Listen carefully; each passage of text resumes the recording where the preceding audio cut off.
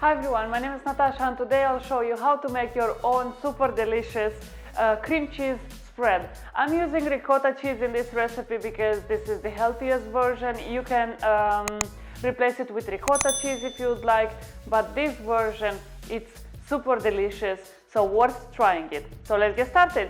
For this recipe we will need 250 grams of cottage cheese, some salt, about 3 to 4 grams, 100 grams of double cream, some fresh parsley and spring onions. If you don't have spring onions, you can replace them with chives.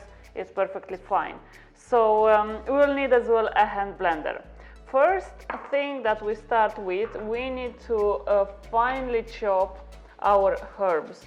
This is important because I'm just going to mix them through, so it's very important to finely chop them.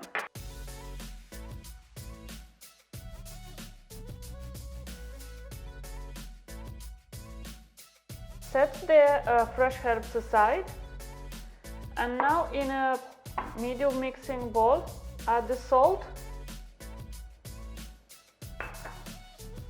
the double cream, and just blitz it with the hand blender for about 2 to 3 minutes.